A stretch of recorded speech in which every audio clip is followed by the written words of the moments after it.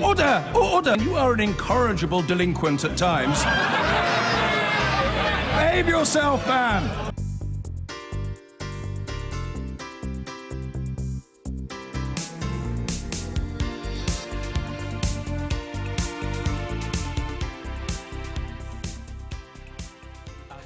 Now, the killing fields of Syria have claimed 500,000 lives over the past 7 years, displaced millions and turned millions more into refugees. But amidst the relentless carnage, about which they've managed to do nothing, Western leaders still retain a special revulsion for the use of chemical weapons.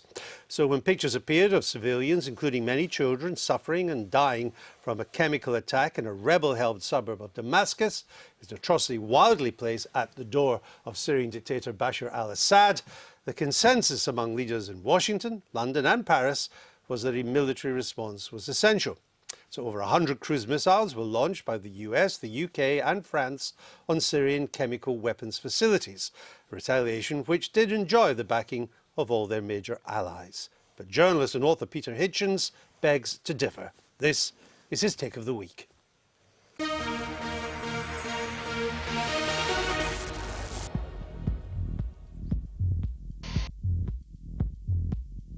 We all know the old cliché that truth is the first casualty of war. But how often do we recognize that we are ourselves to blame for this? In normal times, wise people doubt the words of governments and suspect propaganda. But when the jet engines begin to roar, they believe atrocity stories. They demand that we must go out and bomb somebody. Anyone with any doubt is denounced as a wicked apologist for the undoubted monster Assad and must hang his head in shame. What we seem to forget is that Assad's opponents and would-be replacements are blood-stained jihadis who we would arrest if we found them in Birmingham.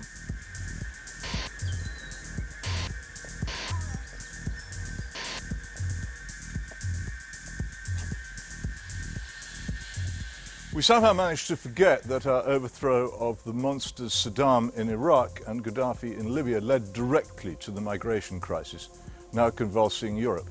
And we put out of our minds the likelihood that more intervention in Syria will prolong that war, not end it.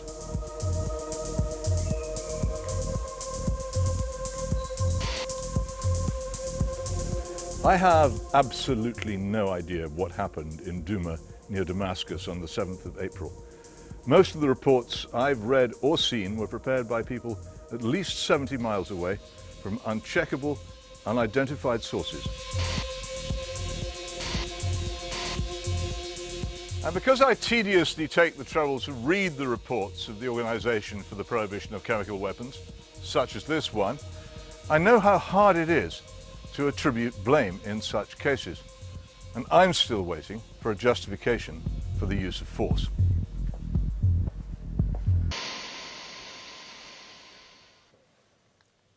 Thanks to the Hill Garden and Pergola in Hampstead. Welcome, Peter Hitchens, back to the programme. So Peter says he's still waiting for a reason for the justification of the use of force, Priti Patel. What is it?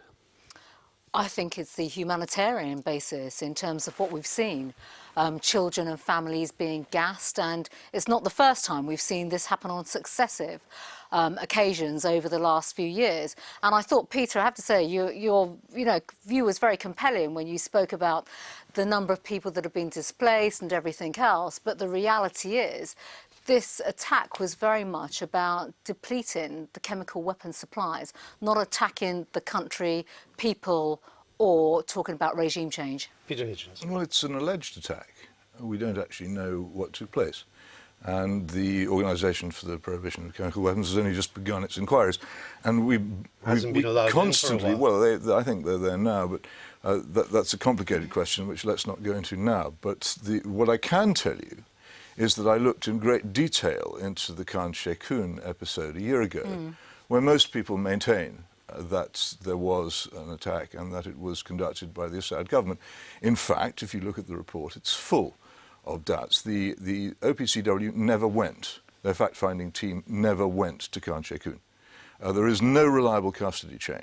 The report itself and the Joint Investigative Mechanism report, which followed it, are full of weird contradictions, strange, inappropriate medical treatments, samples that don't add up, no custody chain. I simply think that on the basis... Are you in any doubt that the Syrian regime has used chemical weapons?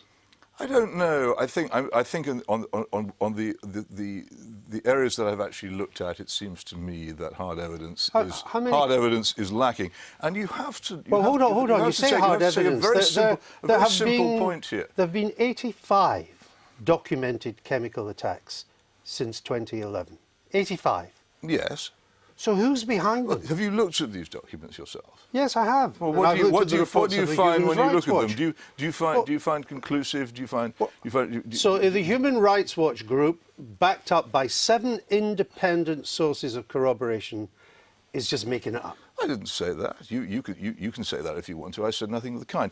What I'm saying is much as Alan's former government colleague, Admiral Lord West, said. It's very odd that President Assad should behave in this way, given it's the one guaranteed way of getting the United States to take the side of the rebels against him. And it doesn't add... The same argument is made by Peter Ford, Her Britannic Majesty's former ambassador to Syria, who knows Assad and has lived in the place.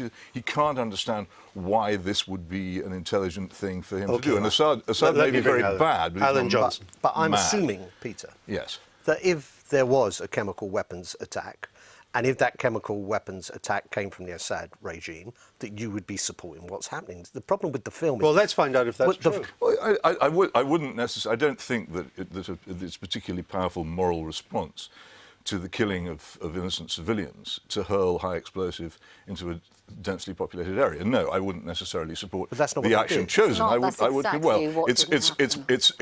It's what most people thought we would do. And if we didn't do it, it was because there was a sudden... Well, let's leave aside what most people thought we would do. Leave that aside. You weren't even asked, as members of Parliament, whether we should do it or not. Well, that's a separate issue. Well, it isn't a separate issue. Related issue, but separate. The point is to judgment. Your film starts on a false premise, that the British public actually want to see the bomb. Actually, you probably speak for the British public on this. In fact, all the polling I've shown...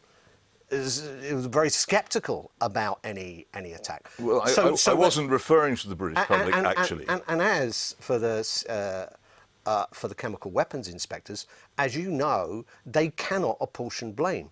All they can do is to say whether there's been a chemical weapons attack. The reason they can't apportion blame is that last year Russia blocked that as an addition to their remit. So we won't get them telling us who did it. Can I just point out it seems to me, hold on, Peter, it seems to me true. From everything I've heard, and yes, I wasn't there. You're getting it from aid workers. You're getting it from all the people who you kind of trust on these things, the NGOs, etc. Is that there was a chemical attack. Helicopters were used. None of the various groups, and I agree with you about not seeking regime change, by the way. I agree with that bit of your argument. But none of these groups possess any helicopters. And one thing's for sure, everyone living in that area around Douma says there were helicopters all over the place. Well, a helicopter wouldn't be conclusive in anything. Helicopters can drop all kinds of things or not drop anything at all. It wouldn't. The fact is that, and I wasn't referring to the British public, actually, in my criticism. I was referring to the almost unanimous collapse of the media and of the world of politics into acceptance of something which they had no real proof of. And I've been astonished by it. This is a country which made a huge mess of Iraq, which made an immense mess of Libya, in which intelligent people have for long years known about the disaster of Suez and the lies told over that, and the Gulf of Tonkin, and there's so many instances. And yet suddenly all of the newspapers and the politicians who might once have been relied upon to say, hang on, could we not just wait a minute? Isn't this just a little bit too convenient? Couldn't we just wait for the proof? Didn't say a thing and joined in a kind of compassionate... proof, you wouldn't support it.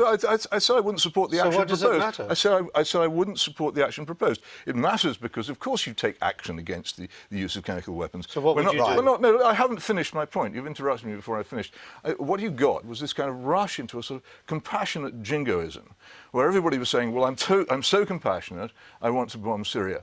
I don't know what I'd do. I'm not. For a start, I mean, my general view is that you take the evidence first, the verdict second, and the sentence last. You're asking me to come up with a sentence before there's even been evidence. Priti Patel, what? Well, you don't think there's been evidence. That's another matter. No, it is. No, it's not that I don't think there's been evidence. No, you don't think there's evidence. The OPCW, the only body... They haven't been there yet. Well, exactly, so there is no... And yet... Because the Russians kept them out. No, it's not because the Russians kept them out. They have not... It was nothing to do with the Russians keeping them out. The British government and the American government and the French government acted last week before there was any attempt to find out what had actually happened. Any attempt at all. Yeah. Patel, I'm still trying to work. What is the consequence of that attack, though? So we hit 3 different sites, which we think were chemical weapons storage areas. The Assad regime, within 24 hours, was back attacking the rebels. What's actually been achieved? Well, I think, if I can just come back to some of Peter's points, and Andrew, I will. Quite nice to get an answer to that question, because it's important. The point is that, you know, this was to deplete the chemical weapons supplies, a targeted attack, because we have seen, to Peter's point, successive use and repeated use of chemical warfare on the Syrian people, on children and families. And this isn't a new phenomenon at all. This is a conflict that's been going on for 8 years. But we haven't destroyed his whole capability, have we? Well, not the total capability, no. To do it, no. No, and that so he could do it again. That could be a possibility, but of course it was about the signal, the message that this would send out by having this particular attack, that we would not sit back and just sort of, you know, accept more repeated and sustained attacks on Syrian civilians. And I think it's worth pointing out as well that we do live in a world where there are international norms, where there's a rules-based system. You know, collectively the world said no to the use of chemical weapons a hell of a long time ago. Can I ask and you a surely we should be actually trying to uphold those rules and values at the same time. Can I ask you a question? Do you know the name of the organisation which was in control of Duma at the time of the alleged attack? No, I don't. Jaish al-Islam, the Army of Islam. Do you know that in 2016, Jaish al-Islam was accused of using chemical weapons against Kurds in Aleppo, and accused quite strongly? And I'm not saying that it's not proven.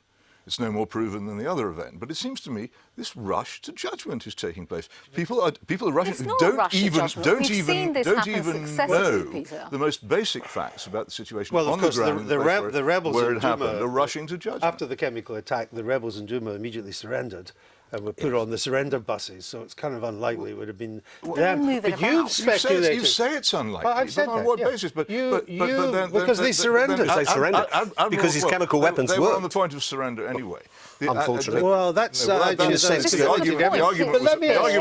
the handover of the heavy weapons. Just to get where you're coming from. You said you don't want to speculate. You don't know. I don't. But you've speculated that Western countries can fake such attacks. I haven't said anything of the kind. Yes, you did. You said, speaking of Britain, in your blog, speaking of Britain, France and America, you could say there might be a temptation to fake such attacks. If these major nations, talking about us, America and France, will act in defiance of law, to fake them, must surely be a temptation. It must surely be a temptation among the Islamist groups in Syria if the Western countries are prepared to mount attacks on Syria on the basis. Well, you interrupt me at every point. If the Western countries, that's what you're saying. No, I'm not. I absolutely do not. That's a complete fabrication. I have said that the people who would be prepared to fake the attacks would be the Islamist groups. If it is the case that Western countries could be persuaded into it, you've got to check your researcher on that. I've read the blog myself. They've given you a bum If these major nations will act in defiance of law, a fake attack, must surely be a temptation. That's what you wrote. It's a temptation to whom? The major nations. No, that's not what it says. Go and read it yourself instead of relying on some researcher. You have got it wrong. I read it myself. I was giving you the benefit of the doubt. Maybe you should write more clearly next time. I've given you the benefit of the doubt. Okay, You've got it wrong. I got it wrong. Not say that. Perhaps because your English isn't very clear. Well, perhaps. I don't think that's a characteristic I have.